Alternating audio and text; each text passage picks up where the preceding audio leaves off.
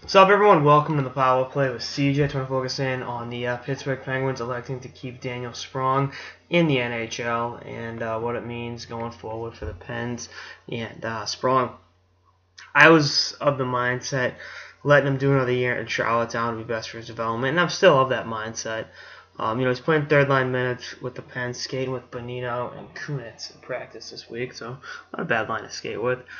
This is one of Pittsburgh's deeper teams in a long time. They're not scoring the way many people, including myself, thought they would. They're not exactly the world-beating unit that I thought they'd be, but still early in the season. And Sprong's a good depth player on what could potentially be a great team.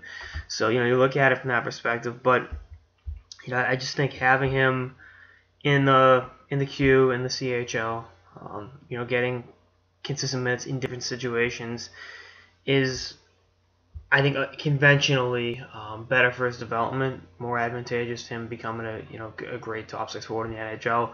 But then again, playing on a team with Sidney Crosby and being able to learn from those players isn't exactly the worst thing in the world. It's just one of those weird situations where I see both sides of it.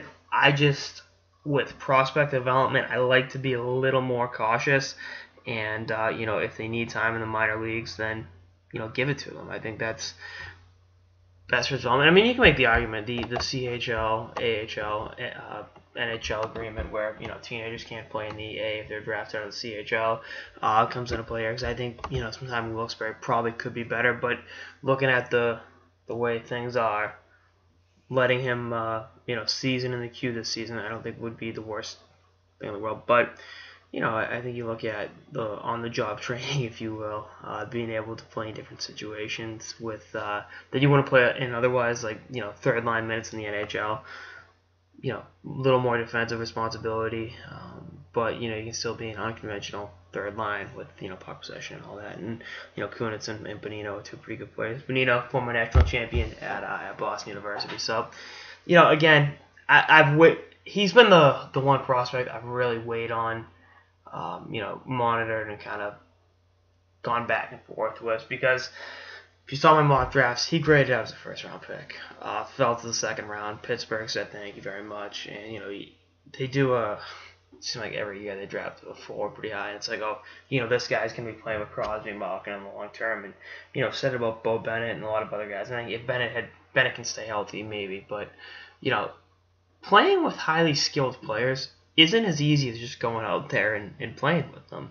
I think Kevin Stevenson in interview talking to us a couple weeks ago said, everyone else gives me love that it's because I played with Mario Lemieux that I put up all those goals, but you got to be good to be out there. If you're not producing, you're not staying on that line. So I think Sprong playing third line minutes is great, and when they get it figured out later in the season, maybe getting out there and playing with Crosby or Malkin on a consistent basis would be pretty cool this season. But it's one of those things that I'm kind of just going around in a circle on it, because again, if I were in Rutherford's position, I would have him back in junior. But we'll see what happens. I mean, Pittsburgh's going to do what's best for the team. I have no problem with them saying, screw it, let's burn a year in the deal.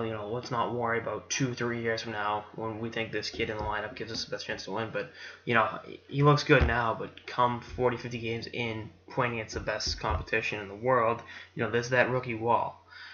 And, we'll see what happens, as time goes on. But just definitely one of those really intriguing situations. We'll see what happens.